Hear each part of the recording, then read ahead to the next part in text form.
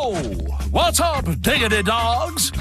You're watching Fugitive Red Eye, and welcome to another game review. It's been a while since I've done a game review. I think the last one I did was South Park: The Fractured But Whole. But today I'll be reviewing Undertale. I know I'm very late to the party on this one, because this game came out in 2015, and everybody loved it.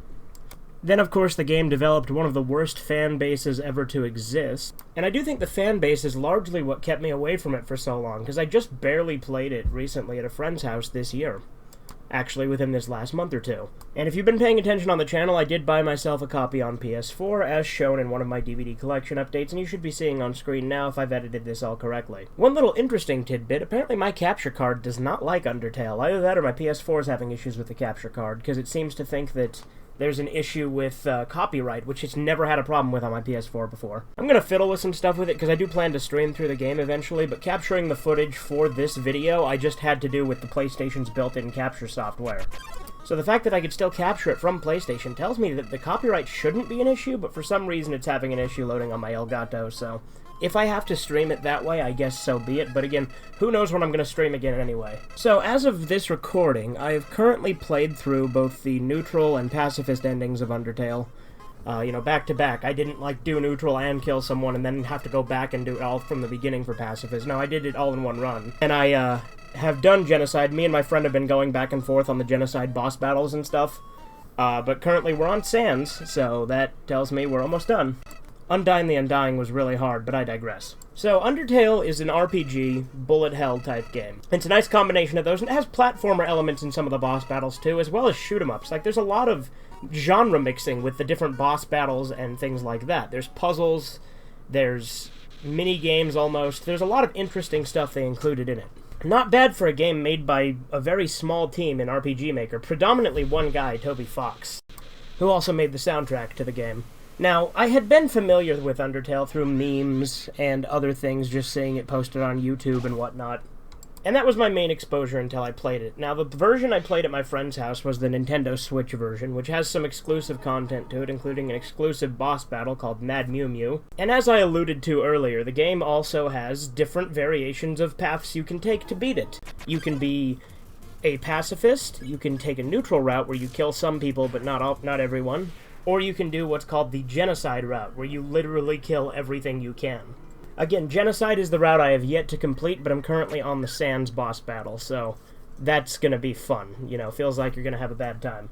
But I gotta say, this game turned out surprisingly better than I expected. I already expected it to be a fairly decent game, given the massive cult following it gathered and just how popular it became. But again, the fan base kind of kept me away from it for a while. I did also buy the soundtrack, which is fucking phenomenal. The soundtrack is one of the best things about this game. That's not to say that it overshadows any of the other elements, because the characters are great, the gameplay is fun, the story's fantastic, and for a short game, it has a fuck ton of content in it. So there's only technically considered to be 3 endings if you ask people, they'll say, oh, there's 3 endings. But the thing is, there's really more than that, because there's different variations to all the endings. So, first off, there's 30 different versions of the neutral ending, just depending on how many people you killed and who you killed specifically, stuff like that. Then the pacifist ending is fairly straightforward. There's small little things that might be different depending on the interactions you did with characters throughout the game. Because the game remembers a lot of choices you make, things you might think are innocuous. You say one line of dialogue to a character earlier on, and it might get brought back at the end of the game. Or another example of it remembering things is once you complete a Genocide save file, it changes the game. It creates what's called a soulless save file, where there's a lot of consequences from the Genocide route. Now, I haven't seen all those consequences because I'm waiting because I don't want to spoil all of them for myself. But it's very interesting that the game remembers that. And once you've gone Genocide, you can never go back without completely erasing your save data. And not just erasing it from the game, you actually have to erase it from the console or, computer. You can't just reset, because the game has this reset function that allows you to, reset and create a new save, but it still remembers your previous choices. Which is actually canon to in the game, because you're able to manipulate reality using your determination, which is a quantifiable thing in this universe. I think out of the characters so far, my favorite is probably Sans or Undyne, one of the two. They're both really close. I like Sans, Undyne, Papyrus. I like all the characters, to be perfectly honest. There's not been a single character that I haven't liked. Even the minor characters are pretty great, like Heat's Flameman, who's a really, really minor character, but I love him. Not to mention there's a character called Gaster that's like barely in the game at all, and is really mysterious, and you don't really know a whole lot about him. I won't go too in-depth on the lore of that, but Gaster's a character that they intentionally leave very vague, and you don't know a whole hell of a lot about him. Out of the soundtrack, my favorite track is probably Battle Against a True Hero.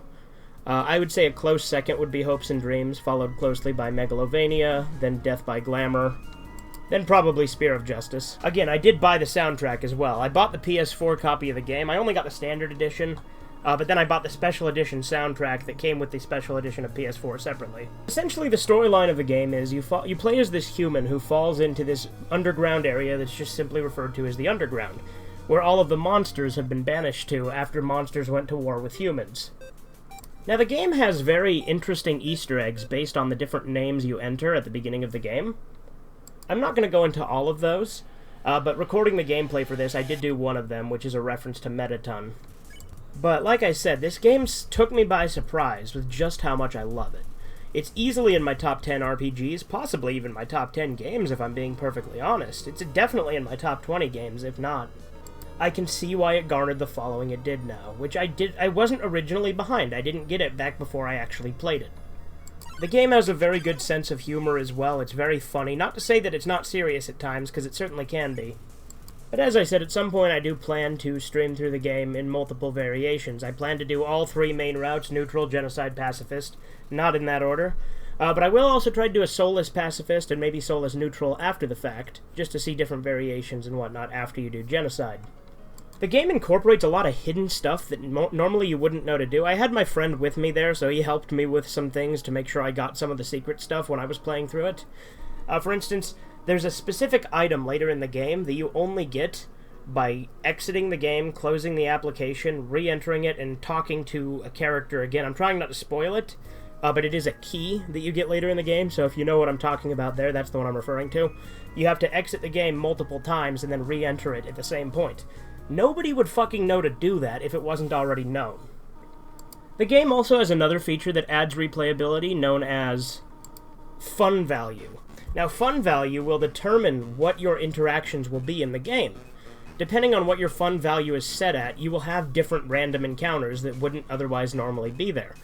So some of the stuff with Gaster, for instance, you need to have a fun value of 66. Again, for a short game, this has a fuck ton of content. There's also hidden boss encounters. Like I said, there's Mad Mew Mew, who's exclusive to the Switch version. There's also a boss called So Sorry that you can only encounter on a specific time, date, and location. Not to mention that location is a secret location. I'm trying to avoid spoilers in this review. I may have given a few minor ones, but I ultimately don't think I've spoiled anywhere near as much as was spoiled for me when I started playing the game, because my friend would mention a few things he thought were common knowledge that I didn't know about. I won't get into that, but there are some things with that. But that said, I do plan to do a stream of this game at some point. As I said, I will play through all main routes. I'll also try to get as much hidden content as I can. I also plan to play through the hard mode, which is shorter anyway, so that shouldn't be too big of a deal. But yeah, I think it's a great game. I definitely understand why it has the following now. I definitely recommend staying away from a lot of the fan base because it's very toxic. But I think there are some great elements of the fan base too. There's some interesting fan projects I've seen. There's been some fan covers of songs and things like that.